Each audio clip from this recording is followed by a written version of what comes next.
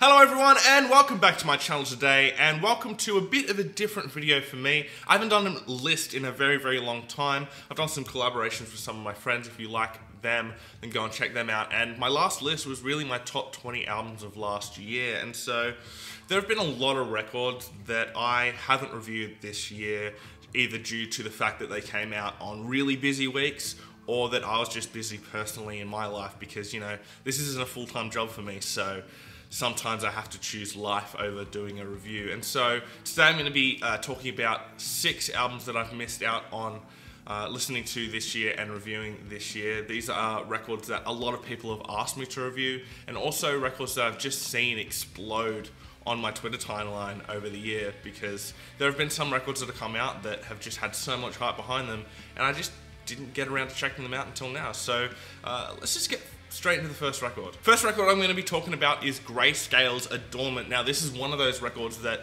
when it came out, Twitter exploded with excitement over it, and I was pretty skeptical going into it because it's a modern pop punk band, it's their debut record, and I don't really expect much from new pop punk bands these days, just because the climate in pop punk has been so bad for quite a long time. And I think this is a good record, especially for a debut record. It's really good to see that there is some hope in modern pop punk today. There are problems with the record though. I do not enjoy Paddy Walters on Come Undone. I think he sounds even more nasally than he usually does. I thought he got rid of that on the last As It Is record and really toned it down a lot, but on this track, man, it's just all through the nose and I can't stand it. I will say that this band's main vocalist does have a really good voice, and it stands out from a lot of the modern pop punk bands out there, so that's a definite plus. And overall, the record is well written and a lot of fun, which is a refreshing thing for pop punk, and is definitely one of the best pop punk records that have come out this year, so props to Grayscale. Next up, I'm going to talk about the record from Broadside titled Paradise, and this goes to the complete polar opposite side of how I felt about the Grayscale record. I really do not like this record one bit. This record is just so cheesy and has so many moments that make me cringe. I will say though that the band's vocalist does have a really good voice that impressed me throughout the entire record, and that does stop this record from being total crap. Now, when the acoustic track Summer Stained came in, I totally expected it. Every pop punk record now these days has the pop punk ballad. Ever since, as I've said multiple times, Time of Your Life came out, it's just been the pop punk ballad in every single pop punk record. So I could forgive that a little bit just because it is such a cliche and that I just expect it from pop punk records now. But then when that final track comes in and it's the ukulele-led crapshoot, oh, it's just, as soon as it came on, I was like, oh, come on, you've got to be kidding me. This is just total shit. I don't understand how anybody can listen to that song and go, wow, that's some great songwriting. I get people like this, but I don't understand it. Sorry, guys. Next up, let's talk about the record from Hundredth titled Rare. Now, this is a record that I went into not really knowing what to expect in terms of the sound. I saw in their description that they were a hardcore band, so I definitely didn't expect this. Now, there are a lot of things I don't like about this record, but there's a lot of things to talk about on the positive side. So firstly, I really enjoy the instrumental. You can hear influences from bands like Alexis on Fire and Circus Survive. This record definitely leans more towards the post-hardcore side of hardcore, and I think the guitar playing is really cool. There's a lot of interesting things going on. It's very intricate at times, and it really draws you in. But for me, I think the vocals are absolutely awful. I get the ambient vocal thing.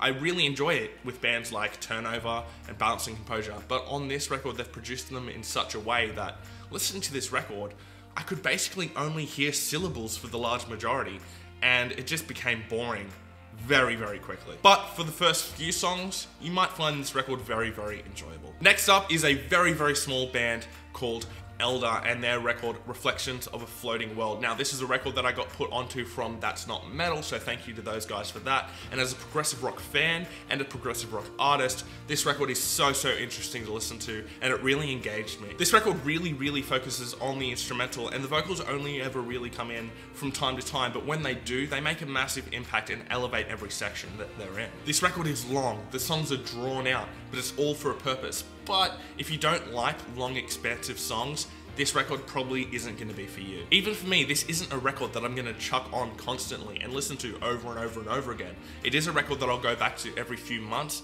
and just appreciate it. It's a great way to spend an hour. And man, does this record show so much promise for what this band can do, and I can't wait to see what they do next. Next up, let's talk about the record from The White Noise titled AM PM. This is another debut record and one that I was highly requested to review, but it came out on a busy week, so I didn't get around to it. So let's just get into it now. This is a record that I'm really in two minds on because this record feels the same way. It doesn't really know what it wants to be. It's like this band decided they didn't really know what style of music they wanted to play, so they just played all of them.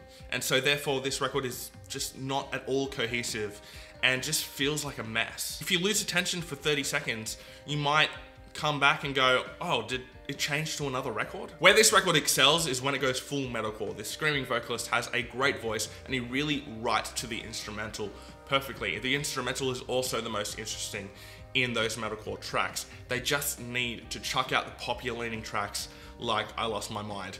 I think it's a decent song, but it doesn't at all fit within the context of this record. Ultimately, there is a lot of promise in this band if they go in the right direction, but I fear that they will go in the opposite direction of that. Lastly, let's talk about the debut record from Cant Swim titled Fail You Again. Now, when this record came out, I saw so many of my friends reviewing it, so I was like, oh, maybe I should have checked that out and reviewed it. It came out on a busy week, so I didn't.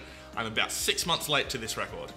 But you know, better late than never. I really love the amount of variation thrown in throughout this record, from the heavier leaning tracks like the opener, What's the Big Idea, and then you have tracks that are more ambient, tracks that are softer, tracks that rely on the clean vocals, and they all fit within the record. There is such a large range of influences all the way throughout this record, you can't really pick all of them out. There's also a lot of heart that goes all the way throughout it.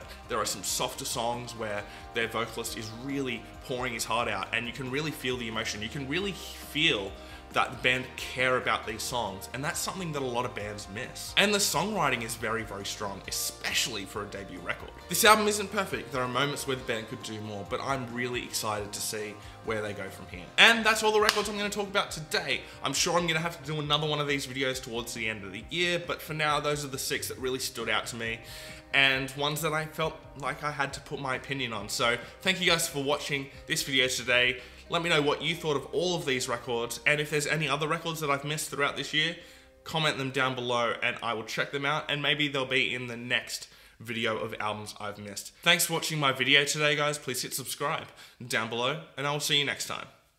Fresh Currents.